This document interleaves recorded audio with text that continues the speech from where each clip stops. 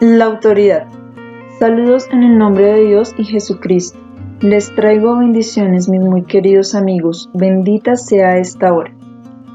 Doy la más cordial bienvenida a algunos amigos nuevos y quiero decirles que este camino traerá muchas soluciones a cada uno de ellos.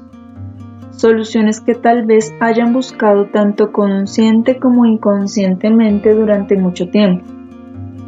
La mayoría de las personas, incluso con poco conocimiento espiritual, saben de una manera general de qué se trata la vida, cuál es la razón de esta existencia en la tierra, muchas veces dolorosa. Todos ustedes saben que la vida ha de considerarse una escuela.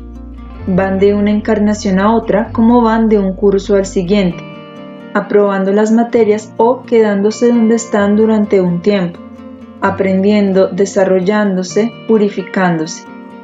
Esta es la explicación de toda la vida en la Tierra. Pero saber esto no es en sí suficiente para resolver sus problemas individuales, queridos míos. Tienen que llegar al punto en el que entiendan su propia existencia individual, en el que entiendan el origen de las dificultades, las penas, los anhelos y las frustraciones de su vida. Y pueden descubrir esto si tratan de entenderse a sí mismos. Esto no es ni tan fácil ni tan difícil como podría parecer. Cuando digo entenderse a sí mismos, no me refiero a sus actos, decisiones y reacciones exteriores. Muchas veces pueden explicar y racionalizar estos y por lo tanto creen que se conocen, pero ¿existe algún ser humano que no se vea forzado a tener reacciones y tomar decisiones determinadas por sus propias tendencias compulsivas e inconscientes? El camino específico en el que yo los guío, mis queridos amigos, les permitirá entender paso a paso cómo y dónde se conectan sus problemas exteriores con sus conflictos interiores, donde reaccionan emocionalmente de una manera que atraerá a ustedes ciertas ocurrencias tan inevitablemente como un imán atrae el hierro. Podrán entender verdaderamente estas fuerzas solo cuando destapen sus emociones y descubran el significado más profundo de ellas. Y con ese conocimiento encontrarán la razón y el propósito específicos de su vida, de su propia existencia individual. Cuando esto se descubre, la entidad ha alcanzado una fase importante en su ciclo completo de encarnaciones. El hecho de que este conocimiento pueda generarse es el resultado de esfuerzos importantes que a su vez son la señal de que el alma ha alcanzado un hito significativo en su carrera ascendente. En ese punto cruzan la línea fronteriza entre el inconsciente y el consciente con un grado mayor de discernimiento. La verdadera comprensión de la existencia presente marca, en efecto, un importante peldaño en el viaje del alma de regreso a Dios. El tema elegido para esta noche es el asunto de la autoridad y lo que este concepto implica para los seres humanos. Este es un asunto mucho más importante de lo que creen ahora, mis queridos amigos. La autoridad es el primer conflicto para un niño en desarrollo cuando alcanza cierto grado de conciencia. Los mayores, los padres o los sustitutos de los padres y más adelante los maestros representan la autoridad para el niño. Esta autoridad niega al niño la realización de muchos deseos. Por lo tanto, la autoridad parece hostil. No importa cuánto amor, calor y afecto se dé al niño, no importa lo necesaria que pueda ser la prohibición en ocasiones, representa el primer obstáculo de la vida. La actitud del niño hacia la autoridad continúa en la vida adulta. Las reacciones, a menudo inconscientes a la autoridad, indican si este obstáculo se ha convertido en un peldaño hacia la madurez o no. Si la persona adulta puede adaptarse a la autoridad madura y libremente, ha alcanzado otro hito en el desarrollo general del alma.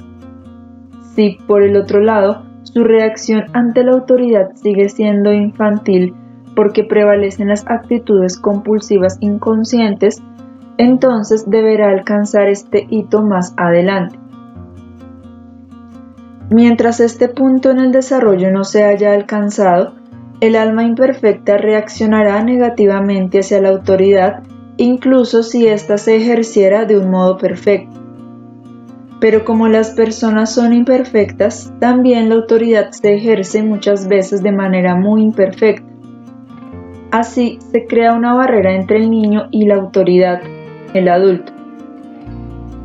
La cosa es peor si falta el amor, o si éste no se da de la manera en que el niño lo necesita. Pero aun cuando el amor esté presente, sigue existiendo el conflicto. Por una parte, el niño anhela el amor de los padres. Por la otra, se resiste y se rebela contra la restricción de la autoridad. El niño siente la autoridad como una fuerza hostil, un enemigo que lo encierra tras las rejas de una prisión, donde se siente frustrado. Con frecuencia hay un solo anhelo impaciente en el niño: convertirse en adulto para que dejen de existir lo que él cree que son paredes limitantes. Pero cuando el pequeño crece, la autoridad solo cambia. En vez de padres y maestros, la autoridad está representada ahora por la sociedad, el gobierno, los policías, un patrón u otras personas poderosas de las que él depende. Inconscientemente traen de la niñez sus viejos sentimientos, y la autoridad ahora los restringe como adultos. Los mismos conflictos reaparecen de maneras diferentes. De niños estaban divididos entre el deseo de ser amados y aceptados y el impulso de rebelarse contra la autoridad, lo cual era imposible, o así lo creían. De adultos siguen padeciendo el mismo conflicto básico. Por una parte, desean rebelarse abiertamente contra las restricciones. Por la otra, temen el estigma de ser condenados al ostracismo, despreciados, excluidos. Este conflicto puede resolverse solo si las emociones inconscientes a este respecto se reconocen y traducen en pensamientos y palabras claros y concisos. Tomará tiempo, pero es factible. Las soluciones usuales concebidas por el inconsciente suelen ser defectuosas. Les ayudaré y les daré pistas de cómo reconocer su manera específica de reaccionar hacia la autoridad. Hablando en términos amplios, ustedes reaccionan a la autoridad en una de dos maneras. Todos los seres humanos lo hacen.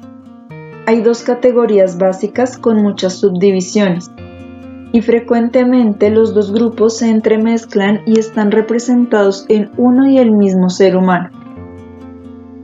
En una ocasión, una reacción puede predominar, en otra, el extremo opuesto o una variación de él será la que predomine.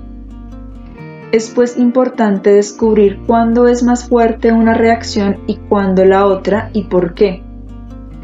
Ustedes pueden y deben rastrear todo esto a los sentimientos y reacciones de su infancia a su primer ambiente. Solo entonces podrán encontrar la repetición posterior de su primer comportamiento y reacciones, y solo a la luz de ello podrán entender sus reacciones presentes. Examinemos estas dos categorías básicas separadamente por el momento. Será más fácil de esta manera, pero por favor recuerden que solo en raros casos encontrarán un predominio muy fuerte de una tendencia en una persona. Siempre hay una mezcla. Veamos primero a los que se rebelan exteriormente contra la autoridad. Sienten que ésta es un enemigo porque muchos deseos que no eran ni malos ni dañinos, en la niñez, así como posteriormente, estaban prohibidos por la autoridad. Saben o piensan que lo que quieren no tiene nada de malo. Sin embargo, la autoridad los obstaculiza y suelen sentir que no solo es injusta, sino perjudicial en general, estrecha de mente y poco constructiva. Ahora bien, si la persona tiene una naturaleza extravertida y abierta, combinada con cierta valentía, La rebeldía se expresará como pelea y resistencia abierta. Esto puede suceder de una diversidad de maneras, desde las formas más suaves de las actitudes personales y privadas hasta la franca rebeldía social, por medio de la afiliación a partidos minoritarios o a grupos anarquistas o cometiendo delitos. La forma más fuerte de esta actitud se encontrará en la persona que comete actos antisociales. La forma más suave puede no ser ni siquiera perceptible para los demás. Sin embargo, los mismos sentimientos rebeldes existen allí también, de maneras sutiles en el subconsciente. Estos producen en la vida de la persona resultados externos igual de tangibles que las reacciones abiertamente rebeldes. En la otra categoría están los que en un momento dado han dado la vuelta, pensando inconscientemente: si me vuelvo uno con la autoridad, por mucho que me disguste esa autoridad, estoy seguro. La creencia en esta aparente seguridad lleva al tipo extremo de esta categoría a convertirse en un estricto defensor de la ley. No necesariamente siempre de una manera abierta, sino tal vez de maneras más sutiles. Los defensores de la ley, a fin de salvaguardar su propia posición y ocultar su rebeldía, que en el fondo es muy similar a la de los violadores de la ley, se opondrán con todas sus fuerzas a estos últimos. Cuanto más miedo tienen de sus propias tendencias de rebeldía oculta frente a la ley y la autoridad, más necesario les resulta volverse muy severos con los violadores de la ley, en quienes ven una parte de sí mismos que no quieren exhibir. Dar a conocer sus verdaderos sentimientos fue exactamente lo que les había parecido tan arriesgado y peligroso que decidieron unirse al campo enemigo. El miedo de exhibirse vuelve a estas personas doblemente buenas, pero no interpreten la palabra bueno en su sentido real, úsenla entre comillas. Sin embargo, no quiero decir que estos defensores de la ley no puedan ser también personas muy buenas, tan buenas como las que tienden a la rebeldía oculta. Ambos reaccionan inmadura e ignorantemente. Las motivaciones internas del defensor de la ley descritas aquí tienen sus raíces en la debilidad y el miedo. Y un acto o una actitud que provenga de la debilidad y el miedo nunca puede producir resultados positivos. El hecho de que esta actitud haya sido adoptada inconscientemente y en la ignorancia no modifica los resultados. Para lograr un resultado positivo debe hacerse una elección libre, fuerte e independiente. Como suelo decir, el inconsciente de una persona afecta el inconsciente de otra mucho más fuertemente que una actitud, acto o motivo conscientemente reconocido. En otras palabras, si sus temores no reconocidos los llevan a tener ciertas actitudes, el efecto será infinitamente más fuerte en otras personas que cuando realizan el mismo acto, tienen los mismos motivos y actitudes, pero reconocen sus propias tendencias y corrientes. Así, el defensor de la ley, motivado por las medidas protectoras equivocadas que ha elegido, tiene un efecto especialmente malo en el violador de la ley. Este último se siente muy diferente y mucho menos rebelde cuando se topa con un defensor de la ley que se rige por motivaciones sanas, conscientes y maduras, basadas en la fuerza, no en la debilidad. Por favor, amigos míos, no tomen las palabras defensor de la ley y violador de la ley solo en el sentido crudo y externo que se refiere a las leyes sociales. También piensen en ellas en el sentido psicológico, el sentido en el que hablan. Cuantas más fuerzas y reacciones ocultas existan en la actitud del defensor de la ley, aunque conscientemente actúe de buena fe, más adverso será el efecto sobre el violador de la ley. La verdadera ley, la ley divina, es distinta de la actitud débil y muchas veces doblemente intolerante del defensor de la ley, quien ha escogido esta postura por miedo y porque quiere liberarse de las desventajas que su propia rebeldía pueda haberle causado. Hay muchos matices y variaciones en estos dos tipos opuestos. La tendencia a violar la ley debe combinarse con una corriente de valentía. De lo contrario, si ciertos otros rasgos de carácter y circunstancias exteriores se combinan, su rebeldía se atenuará y no pasará de ser un desafío apagado. En lo que se refiere a los defensores de la ley, a quienes les falta el valor para dar rienda suelta a sus verdaderos sentimientos, sus cualidades y defectos predominantes son diferentes. Por ejemplo, puede existir una combinación de un intenso gusto por el orden y la organización y un deseo de tener paz y no peleas, junto con muchas otras tendencias que entonces determinarán la actitud final de la persona a este respecto.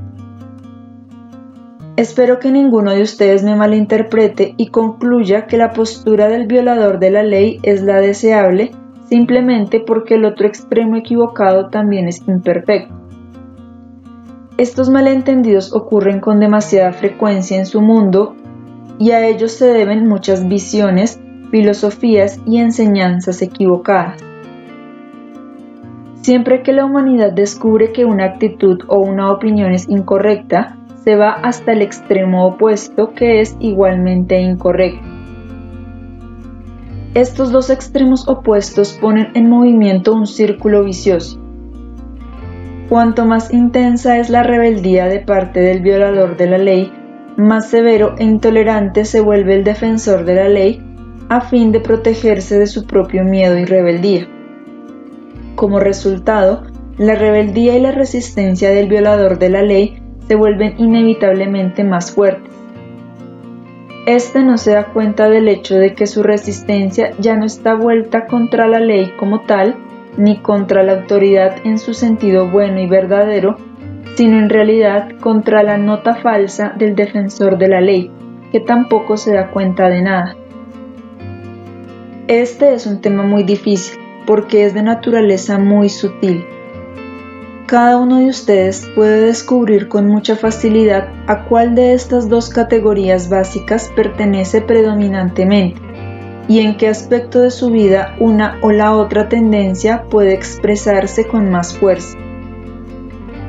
Si examinan su vida y sus reacciones internas a este respecto, no les será difícil descubrir cuál. Una vez que se respondan, pueden dar otro paso y pensar en el remedio.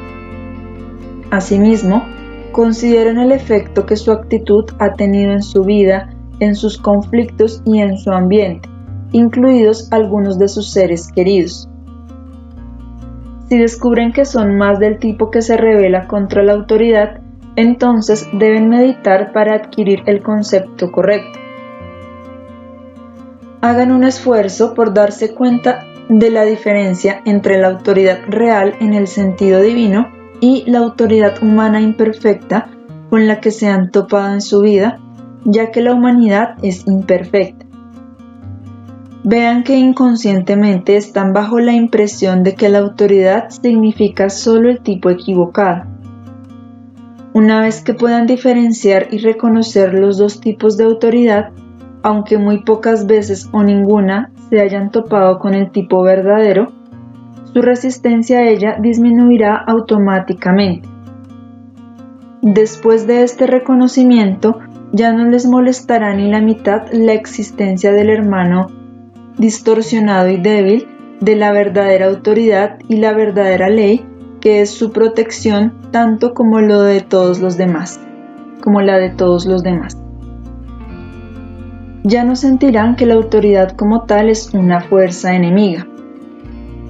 El conocimiento de todo esto les ayudará a construir el concepto apropiado en ustedes y esto les permitirá notar el tipo equivocado sin que les moleste, porque ahora entenderán las motivaciones y podrán sentir compasión. Reconocerán que el enemigo tiene corrientes similares a las suyas, aunque se manifiesten de manera diferente. Este proceso entraña elevar la propia conciencia. También reconocerán entonces la necesidad de que haya ley y orden, y por lo tanto una autoridad cuya tarea sea defenderlos. El hecho de que la manifestación del principio ideal no pueda existir en la tierra todavía ya no les producirá confusión. La autoridad ideal, sabia, buena y comprensiva será un objetivo por alcanzar. Entenderán que incluso la forma imperfecta de autoridad, tal como se manifiesta en la tierra, es necesaria. En suma, su rebeldía disminuirá en la medida en que perciban y entiendan más, en la medida en que entiendan por qué han reaccionado tan adversamente a ciertas manifestaciones sutiles del tipo incorrecto de autoridad en el pasado. Además, serán cada vez más conscientes del significado de la autoridad divina que se manifiesta también en algunos seres humanos que han alcanzado cierto grado de desarrollo a este respecto. Entonces aprenderán a no reaccionar automáticamente contra nadie o nada solo porque ustedes puedan pensar que representa a la autoridad. A menos que enfoquen su atención en la totalidad de este problema, aun si se encontraran en su camino con el tipo correcto de autoridad, no estarían en posición de sentir y percibir la diferencia porque su intuición estaría embotada por una reacción y rebeldía ciegas y rígidas. Pero cuando piensen en ello de esta manera, tal vez recuerden que algunas veces en su vida han conocido a alguien bueno, muy sabio y bondadoso, sin ser perfecto en todos los sentidos y que es por lo tanto una autoridad. No necesariamente en un tema específico, eso no es lo que quiero decir, sino una persona de autoridad como tal. Si observan en retrospectiva la emanación que sale de una persona así, notarán que la actitud de esa persona era diferente de la actitud del defensor de la ley que está motivado por la debilidad y el miedo. Como dije antes, el círculo vicioso, cuando sigue y sigue con una persona que no está desarrollada espiritualmente, puede llevar a actos criminales, y a estos debe ponerse un alto, desde luego. Hay muchos criminales que cometen crímenes no por el crimen en sí ni por las ventajas que el crimen les pueda traer. La raíz profunda subyacente es más bien la oposición a la santurronería del defensor de la ley. Cuando las personas llegan hasta ese punto en este círculo vicioso, ya no pueden reconocer el tipo verdadero y correcto de autoridad, aunque se toparan con él. Reaccionarán ciegamente sin discriminación interna porque no se imaginan que exista una diferencia. Por eso es tan importante adquirir el concepto correcto pensando en esto detenidamente. Una vez que se dan cuenta perfecta de que sí existen dos diferentes tipos de autoridad, la santurrona o farisaica y la superior que existen en ustedes, podrán divorciarse de la generalización de que uno tiene que reaccionar automáticamente contra cualquier autoridad. Entre otras cosas, este proceso sano de razonamiento fortalecerá su poder para discriminar de una manera muy sutil, no intelectual sino intuitivamente. Ahora bien, en lo que se refiere a la otra categoría, si descubren que tienden a estar más del lado del defensor de la ley, mi consejo es este, amigos míos. Piensen en su niñez y recuerden las veces en que se rebelaron. Cuando busquen con este propósito, tarde o temprano descubrirán y realmente recordarán, quizás solo como un sentimiento vago, pero de todos modos recordarán, en qué momento decidieron dar la vuelta y ser uno con la que les parecía que era la fuerza más poderosa, la autoridad como la percibían. Es cierto que estas decisiones internas también contienen motivos buenos, pero del mismo modo encierran motivos débiles. Su tarea es encontrar estos últimos y volverse conscientes de ellos. Cuando lleguen a este punto, habrán hecho grandes progresos en el camino hacia la autocomprensión, en el camino a ser ustedes mismos. Entonces, cuando busquen más, también entenderán la reacción que otros tienen hacia ustedes. Disminuirá la severidad santurrona que a veces se apodera de ustedes, muy inconscientemente, hacia un hermano o una hermana que pertenece estrictamente al otro tipo. Su reacción cambiará en la medida en que reconozcan los motivos débiles y temerosos de su propia tendencia a defender la ley. Así, de un acto de debilidad harán un acto de fuerza. Permanecerán del lado de la ley, desde luego, como deben hacerlo, la ley tanto externa como interna, pero con una actitud distinta, con un sabor diferente, con otro motivo. Eso es lo importante. Comprenderán que solo porque están del lado de la autoridad, del lado de la ley, son doblemente responsables en su obligación de no rechazar al lado que se opone a la ley, sino de sacar a la persona de su error mediante la comprensión. Solo pueden hacer esto si primero se entienden a sí mismos y sienten compasión por el violador de la ley, lo que no significa que estén en favor de la rebeldía y de las acciones que resulten de ella. ¿Por qué creen que Jesús, el hombre, fue tan censurado? La autoridad humana lo censuró porque se relacionaba con los humildes, con los criminales comunes y las prostitutas. Y todas esas personas humildes sentían esa clase de comprensión en él. Contra Jesús no se rebelaron porque sentían no solo su verdadera bondad, sino también su comprensión de las razones por las que eran lo que eran. Sentían que no los juzgaba, sentían que estaba con ellos, a pesar del hecho de que, desde luego, se oponía a sus actos y actitudes equivocadas. Incluso podía reír con ellos, y también reír del tipo equivocado y pomposo de autoridad que está tan orgullosa de su ley y su letra. El de Jesús es el tipo de autoridad que deben esforzarse por ser, amigos míos. Vayan con la otra persona que se revela de alguna manera sutil que quizás solo alcancen a intuir, mientras que también ustedes, sutilmente y sin saberlo, reaccionaron de la manera equivocada. El otro también sintió esto vagamente. Entiendan su actitud entendiendo la propia. Rían con él. Hagan terreno común con él. No se erijan en jueces, aunque pueden hacerlo muy inconscientemente. Este equilibrio es muy sutil, amigos míos, y deben encontrarlo y resolverlo en lo más íntimo de su alma. De ninguna manera implica eso que el violador de la ley deba escapar del castigo. Ese no es el punto.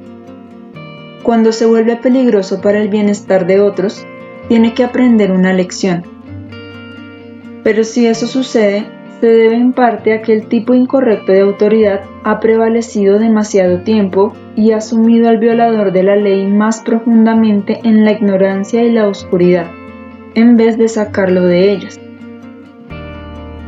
Queridos míos, sepan que todos los infortunios de esta tierra, los problemas reales como la criminalidad, la guerra, las injusticias de cualquier tipo, las enfermedades y otros problemas graves, son el resultado de defectos de larga data. Cuando a nosotros los espíritus nos preguntan cuál es el remedio para tal o cual situación, sea general o personal, no podemos dar tan fácilmente la respuesta. Toda una reacción en cadena tiene que examinarse, y muchas veces de una manera desagradable, hasta llegar a la raíz del problema. Todos los problemas graves se deben a algún círculo vicioso atroz que tiene que cristalizarse y entenderse a fin de encontrar esa raíz. Desde luego que tiene que tratarse el último eslabón de toda la reacción en cadena, el que se manifiesta hacia afuera, mientras que los eslabones anteriores están ocultos. Pero este tratamiento siempre será doloroso, sobre todo si la raíz interna no se busca mientras el remedio externo se aplica por necesidad. Así, por ejemplo, la guerra es ciertamente trágica, pero en ciertos casos es un último recurso, incluso necesario, porque la humanidad no ha buscado las raíces interiores de los problemas. Así pasa con todo lo demás. Debe impedirse que los criminales comunes sigan cometiendo sus actos mediante instituciones que hagan cumplir la ley, aunque éstas ineludiblemente sean imperfectas. De nuevo, la solución tiene que encontrarse antes para que este resultado final y drástico de la reacción en cadena pueda evitarse. En todos estos círculos viciosos, todos están involucrados, no solo el violador de la ley, no solo el aparente delincuente. A fin de construir un mundo en el que se eviten o se rompan los círculos viciosos antes de que lleguen a su última y desafortunada manifestación exterior, ustedes pueden aportar las piedras angulares examinando sus propias reacciones y entendiendo de qué manera han contribuido o están contribuyendo mediante sus propias reacciones emocionales inconscientes a poner en movimiento una avalancha. De esta manera, ustedes y muchos otros pueden ayudar a prevenir toda la reacción en cadena. Lo que les he dicho aquí es más importante y significativo de lo que pueden creer a primera vista. Sé que es sumamente difícil explicar estos conceptos tan sutiles en lenguaje humano, pero también sé que tendrán que esforzarse y buscar para empezar a entender el significado interno y más profundo, y ver el efecto amplio de todo este asunto. ¿Hay preguntas relacionadas con este tema? Pregunta. En última instancia, ¿no es una autoridad real la única persona a quien Dios le habla? Respuesta. Desde luego, es obvio. Dios es la única autoridad, pero ese no es el planteamiento de esta conferencia. Ninguno de ustedes está tan desarrollado que Dios pueda manifestarse a través de ustedes en todo momento. Esto sucede ocasionalmente, pero solo en las áreas en las que están desbloqueados y son flexibles. De lo contrario, la voz de Dios no puede penetrar a través del laberinto. Hay demasiadas capas de imperfección, de miedo, de inseguridad, de voluntarismo de hacer que Dios se manifieste en todos los casos. Además, en la conferencia de esta noche no me ocupé de la cuestión de aceptar la autoridad de Dios versus la autoridad humana. Lo que importa es que descubran su actitud hacia la autoridad como tal. Sus reacciones de la infancia todavía influyen en sus reacciones presentes sin que ustedes se den cuenta de ello para nada.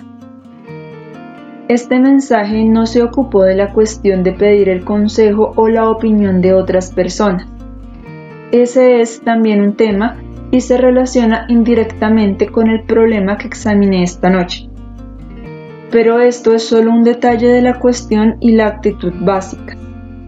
El primer paso es considerar la actitud de la persona frente al concepto de la autoridad humana como tal, en cualquier forma que se presente. ¿Entiendes lo que quiero decir? Sí. Pregunta. Me gustaría saber si es inevitable que, en todas las personas, una de las dos tendencias predomine. Respuesta. No. Dije que en algunos casos puede haber una mezcla de 50 y 50 más o menos. En la mayoría de los casos, una es un poco más dominante. En otros, una es realmente predominante. Pero en muchos casos hay una mezcla. En estos casos será muy útil e interesante descubrir cuándo, en qué oportunidades, en qué casos y situaciones o con qué tipos de personas predomina una tendencia y cuándo predomina la otra. Eso también les dará claves sumamente importantes en su autobúsqueda.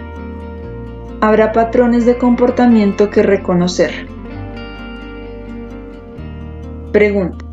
¿Existe alguna manera especial de rectificar o equilibrar el extremo? Respuesta. Bueno, ya te di algunos indicios de ello. El primer paso es descubrir de qué tipo es un individuo y, si es de los dos, en qué situaciones predomina una faceta y por qué. Tardarás algún tiempo en aprender y reconocer tus reacciones diarias, así como volver a tu infancia. Pero una vez que establezcas esta práctica, puedes dar el siguiente paso, que es aclarar tus pensamientos. Siempre es el mismo procedimiento. Empiezas por reconocer todos los casos en que reaccionas emocionalmente de una manera errónea. Por ejemplo, todas las conclusiones imágenes son este tipo de reconocimientos. En tu autoobservación diaria, date cuenta de que no puedes cambiar una reacción emocional simplemente porque hace poco reconociste su premisa errónea. Las emociones no pueden controlarse de esa manera. He dicho eso con frecuencia. Pero puedes cambiarlas mediante la observación constante, comparando las reacciones incorrectas con el concepto correcto que tiene que formarse mentalmente, meditando en él de la manera en la que te enseñé en esta conferencia. Puedes expandir tu meditación y orar con tus propias palabras, pidiendo a Dios que te ayude a reconocer el concepto correcto, aunque solo sea intelectualmente al principio. Si después comparas tus reacciones incorrectas con el concepto correcto sin engañarte de que ya integraste este último concepto en el nivel de los sentimientos y ves que tus emociones todavía se desvían del concepto correcto, entonces este proceso cambiará gradualmente tus emociones. Las conduces del canal equivocado al correcto por medio de este proceso de desarrollo y purificación. Gracias. Pregunta: ¿no es el voluntarismo la principal corriente oculta en el caso del violador de la ley y el miedo en el caso del defensor de la ley? Respuesta: sí, eso es muy cierto. Estos serían los factores predominantes en cada caso. Y el orgullo también desempeña un papel en ambos casos, solo que usado de diferentes maneras. Pregunta: entiendo que cuando reencarnamos no tenemos el recuerdo de nuestras vidas anteriores. Ahora bien, cuando llegamos al más allá después de esta vida, tenemos el recuerdo de vidas anteriores, al menos por un tiempo breve antes de volver a olvidar, ¿o llevamos estos recuerdos con nosotros mientras estamos en el más allá? Respuesta: eso depende enteramente del caso, sobre todo del desarrollo de la entidad, y también de algunos otros factores. En general y brevemente puedo decir esto.